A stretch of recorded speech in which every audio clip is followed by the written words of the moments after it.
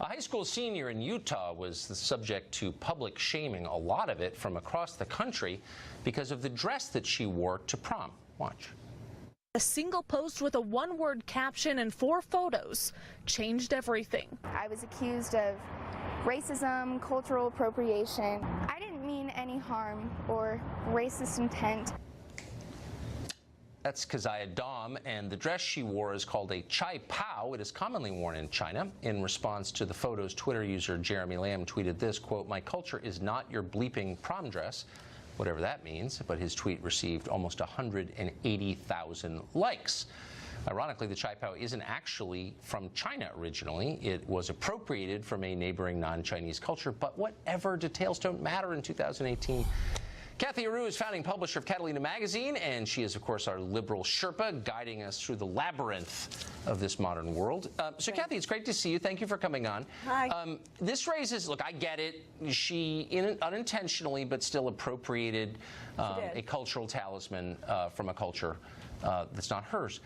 But does this go both ways? Does this mean that, Chinese people are wearing neckties, which is a Western invention? Are they committing cultural appropriation by doing that? Well, what she did is almost like an exploitation of a culture. She's exploiting it. It's appropriation because she is taking advantage of a culture she doesn't really know much about. I don't think a businessman, a Chinese businessman, doesn't understand the Western culture. He understands what the tie is. He understands what the suit is. But she had no idea what this dress meant and what it's about, and she didn't even appreciate it. One of her comments was, "It's just a effing dress." I mean, this is a culture. She borrowed a culture, and she cared so little to appreciate it. So definitely wrong. So if she had loved the dress more, would it have been better? She loved the dress. She knew so little about the background. She said she loved it because it would give her attention. She loved the attention it would give her. And then she took those pictures in these poses that were, I think she thought were Asian poses, but they were actually Vape Nation and promoting some YouTuber that is controversial in itself.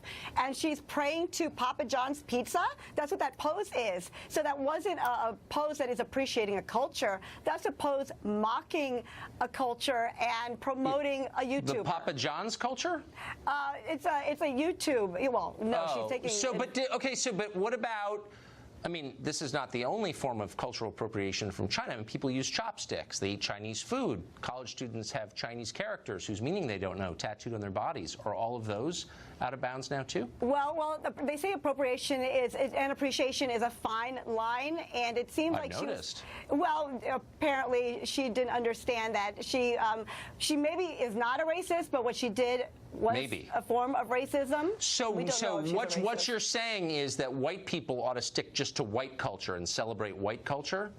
No, what I'm saying. Oh, you're not saying that. So what are you saying? I'm getting confused, because I thought you're saying that white people should stay in their lane and just stick with white culture and celebrate it, their own culture, right? Is that what you're saying? She clearly used this for personal gain. She wanted the attention. She was in the middle of all those photos. She wanted it for personal gain. She put it on Twitter, on Facebook. It was for attention. It wasn't like eating Chinese food and enjoying the deliciousness of Chinese food. People actually wear dresses for attention. That's sort of what they are. So I wonder, though, what about people from other cultures, from Asian cultures, who dye their hair blonde but don't fully understand the culture of blondness? Is that cultural appropriation? I think they understand and they're appreciating it. It's not a majority culture taking advantage of a minority culture. It's not someone's dipping into a culture and stealing an element but globally, for personal gain. White Americans are a tiny percentage of global culture, of course. They did invent the airplanes. This happened in Utah. So of course it did, but this is a global phenomenon.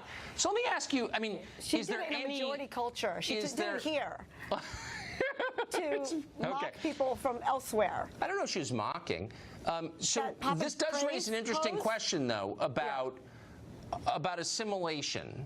So assimilation, which we've thought for hundreds of years was a good thing, is the process of cultural appropriation. I come in and I take parts of your culture and make them my own. I adopt your culture.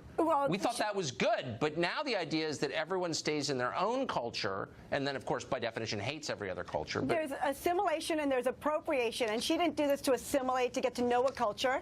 She did it to just enjoy it for an evening, get as much fame and publicity out of it as she could on Twitter and Facebook and social media, and just step right out. So how convenient. But let me ask you this. When someone from Dubai flies on an airplane, which was, of course, course, invented by the Wright brothers at Kitty Hawk. Right. Why isn't that an even more and just gets on the plane and has a glass of champagne and doesn't think about the contribution of these Ohio brothers to flight? That's not cultural appropriation? They are, but I don't think that they're getting anything. They're not hurting anyone, and they're not offending anyone by doing so. And when she put on that dress, she hurt and offended others, and that's what happened. She really hurt them. Maybe she should go to prison. We're going to discuss that next week. Kathy Ruth, thank you.